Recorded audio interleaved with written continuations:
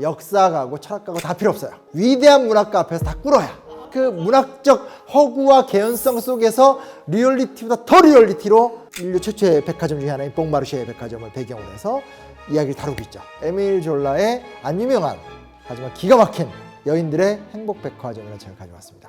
신간도 시간입니다.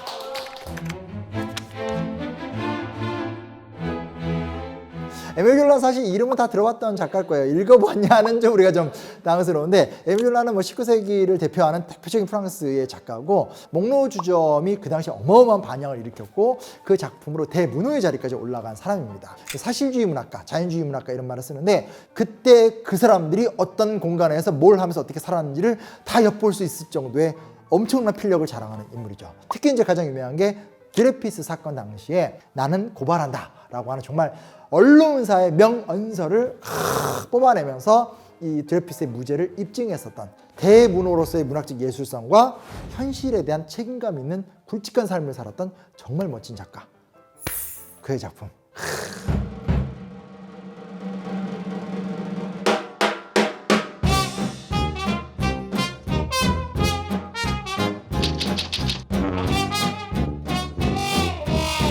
19세기 프랑스가 두 가지 특징을 갖고 있어요. 첫 번째가 뭐냐면 프랑스 대혁명이 완숙기로 들어간 거예요. 그러니까 프랑스 대혁명이 1789년에 일어난 다음에 온갖 싸움이 다 있잖아요. 막 나폴레옹도 등장하고 왕당파도 등장하고 자코뱅에 의해서 막 공포 정치도 실행이 되고 좌우로 왔다 갔다 하면서 약 100년간 온갖 갈등을 다 해보면서 야, 이렇게 하다 다 죽는다, 타협점을 찾자 하면서 완숙된 민주주의 국가로서의 프랑스가 딱 꼽히는 게 이때예요. 프랑스 대혁명 뒤이어서 뭐가 나와요? 산업혁명이 일어나잖아요.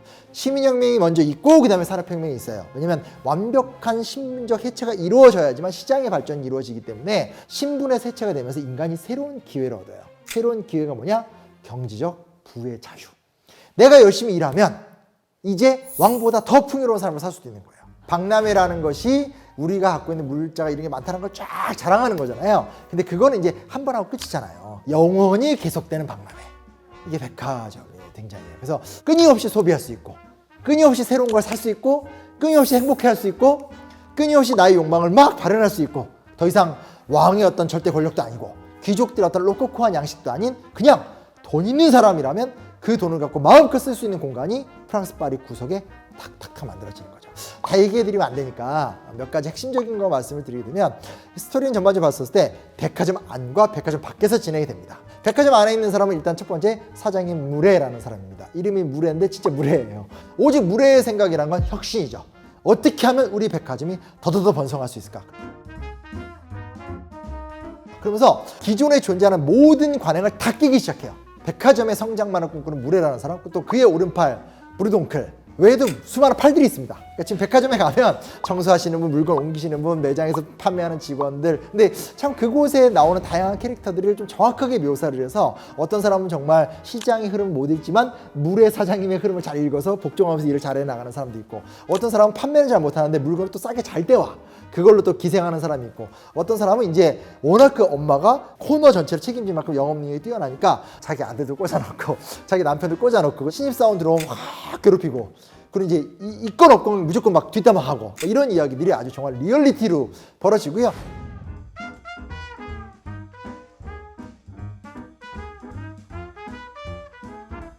근데 이게 지금 우리한테는 되게 익숙한 모습이지만 이 당시 소설의 시대로 들어가면 그런 새로운 상업적 삶을 사는 직업군이 등장했다는 거예요.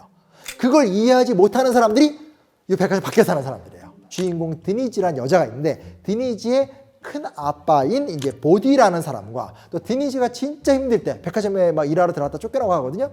그때 이제 그를 돌봐줬었던 불화영감. 그러니까 이 사람들이 이제 한 시대를 살아가는 사람들로서 해석이 안 되는 거죠. 이 유럽은 길드라는 제도가 있고 상인들이 상인들 나름대로 굉장한 엄격한 전통이라는 게 있잖아요. 길드가 수급량을 조절하기 때문에 각 분야의 장인들은 돈을 많이 벌었단 말이에요. 신분이 높지는 않지만 프라이드를 갖고 있는 거고, 이게 백화점이 만들어지고 나서 사람들이 다 백화점을 가버리니까 이 상인들이 다 몰락하기 시작을 하는 거예요. 시대가 바뀌는 건 시장의 원리인데 그 시장의 원리에 저항하는 사람들은 도덕적이고 윤리적이고 좀 더 깊이 들어가면 그들의 존재가 걸려있는 문제가 되는 거예요. 이 사람들한테 이게 전부이고 이게 존재 그 자체인데 새로운 상업의 방식이라는 것이 인정하지 않는 그 어마어마한 충돌. 백화점 안과 밖의 논리가 완전히 다른 거예요. 그냥 뭐 우리가 남의 나라의 어떤 좀 새로운 이야기로 볼 필요 없이 그냥 월마트, 이마트, 홈플러스 이게 들어오면서 우리 지역 상권이 다 파괴가 되고 눈앞에 보이던 슈퍼마켓이 다 사라지고 대형 슈퍼마켓이 생겼지만 다 없어지고 자본의 변화가 지금 이루어진 이 시점을 우리가 사실은 뭐 다 경험했잖아요. 근데 그 이야기가 19세기 말 파리에서 먼저 일어났고 그 일어나는 과정 속에서 일어나는 온갖 상호작용이 여기 다 나와요. 그래서 읽으면서 예언서인가? 이거 분명히 몇 년 전에 우리 동네에서 있었던 일. 사회라는 것이 같은 구조가 만들어졌을 때 이렇게까지 똑같은 일이 재현될 수 있구나를 어떻게 이렇게 역사가들보다 더 뛰어난 문학적으로 표현했을 수 있었을까?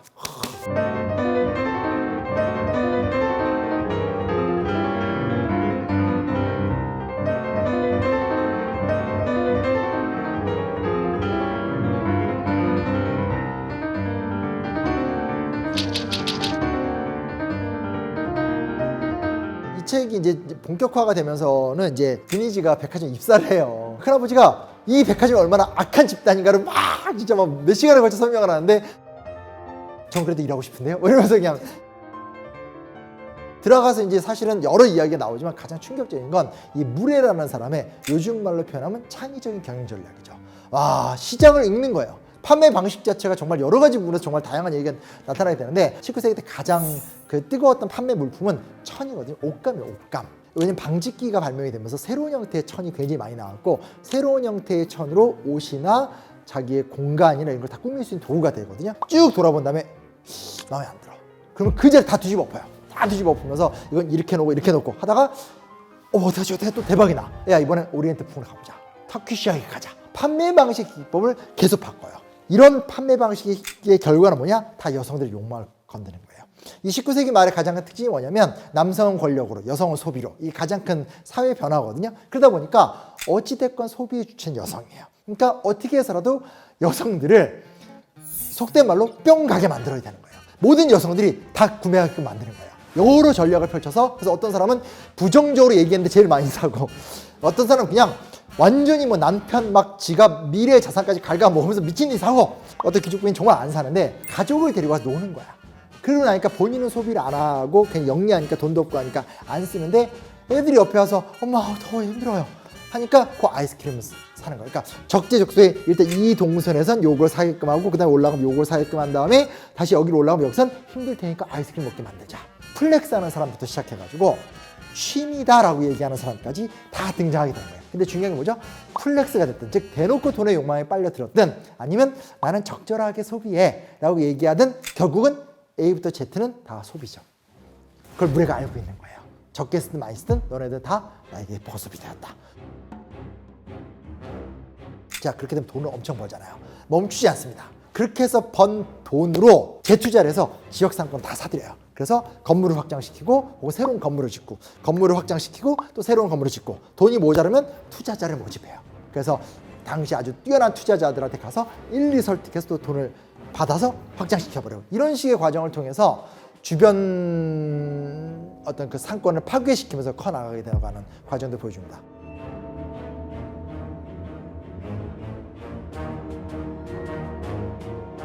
도덕적 견지에서 살펴봤을 때는 야, 그 중소상공인들이 마트라는 괴물이 들어와서 이렇게 다 못 살게 됐구나. 의식적으로는 너무 안 됐다. 의식적으로 정말 이게 불쌍하다. 좋아져야 될 텐데 라고 하지만 결국 우리는 시장에서 나의 지위를 높이고 나를 따라오지 못하는 사람들을 도태시키고 이런 어떤 완벽하게 새로운 생활 세계를 열었다라는 것을 문학적으로 논증을 하고 있는 거죠.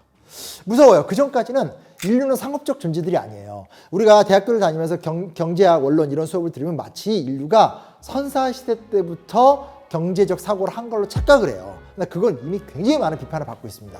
왜냐하면 보세요. 이 소설에서 나오지만 다들 시장이 어떻게 돼 있어요? 다 쪼개져 있잖아요. 나는 장인으로서 내 영역에서 이 정도 이윤을 보는 거고 권력자는 권력을 누리게 되는 거고 지주는 땅을 통해 돈을 버는 거고 백화점이나 산업혁명이 일어나기 전 단계에서는 이윤이라는 것, 시장이라는 것은 매우 제한적이고 이렇게 분할적으로 나눠져 있었어요. 근데 이 소설을 통해서 우리가 느낄 수 있는 것은 이제 그 영역이 없어지게 되는 거고 모두가 단지 시간 차이가 있을 뿐이지 다 이 시장의 원리, 백화점의 원리에 다 흡수가 될 수밖에 없다라는 것을 쫙 묘사를 하게 되는 거죠. 그래서 가장 인상적인 게 뭐냐면 여기 불화영감이 끝까지 저항을 한단 말이에요. 그래서 막 새로운 우산도 만들고 뭐 10만 달러를 주는데도 나는 안 팔아 막 이러다가 결국은 완전히 자기 집 빼놓고 다 이 백화점에 포위된 상태에서 결국 법적 절차에 들어가서 정말 싼 값에 자기 집을 잃어버리거든요.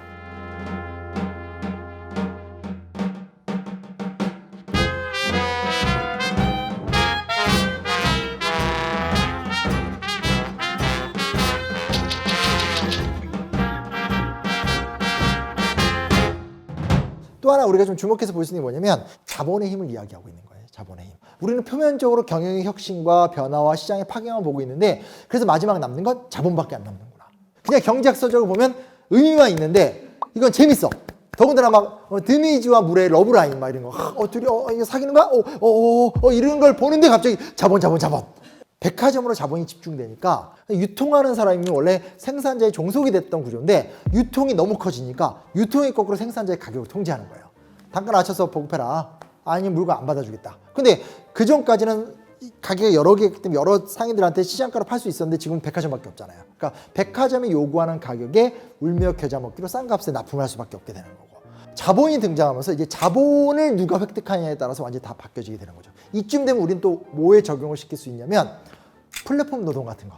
검색 엔진이 등장하면서 진짜 저는 모든 게 다 바뀌었다는 걸 처음 느껴봤거든요. 그 이후에 매체는 바뀌었지만 그게 유튜브가 됐던 아니면 이제 뭐 최근에 나오는 뭐 배달의 민족이 됐든 뭐가 됐든 간에 결국 지금은 플랫폼이 모든 걸 다 좌지우지하잖아요. 어떤 이 자본의 힘이 집결되는 곳에 따라서 시장이 계속 이렇게 바뀔 수 있다는 것을 또 이렇게 드러내는 부분에서도 산업혁명 이후에 인간의 삶은 철저하게 상업을 기준으로 한 생존의 방식으로 완전히 전환되었다라는 것만큼은 똑같은 것 같아요. 이건 방법이 없는 거죠.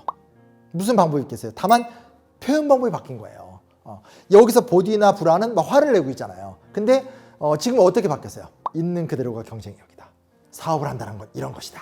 끊임없이 나오는 뭐 자기개발서적. 아니면 또 그 경쟁에서 도태될 수 있잖아. 그럼 어떻게 돼요? 나답게 살기로 결심했어. 소확행. 이해되시죠? 그러니까 사실은 이게 지금 오늘날의 도서시장을 보면 상위권 랭크되는 게 너무나 공교롭게도 돈의 속성을 다루는 책과 자기만족의 길이 이렇게 표리부동하게 같이 가잖아요. 이게 뭐냐면 다른 것처럼 보이지만 두 개 붙어 있는 거예요. 지금 오늘 우리가 살아가는 우리의 어떤 벗어날 수 없고 헤어나올 수 없는 뭔가 바뀌는 것 같긴 하지만 사실 다 똑같은 이 원리를 19세기 때 이미 프랑스에서 일어난 거를 에밀 졸라라는 천재 문학가가 본인이 직접 이제 백화점을 다 일일이 답사하면서 의도적인 장치들도 있어요. 그때 안 일어난 일이고 다른 백화점에서 일어났던 일인데 막 갖다 껴요. 그러면서 재미도 있고 문학적인 서사도 늘려가면서 인사이트를 막 얻을 수 있게 되는, 고전이 고전인 건 이유가 있다. 에밀 졸라의 이 여인들의 행복백화점이라는 책을 읽은 사람이 거의 없을 거기 때문에 한번 읽어두면 아는 척하기도 굉장히 좋아요.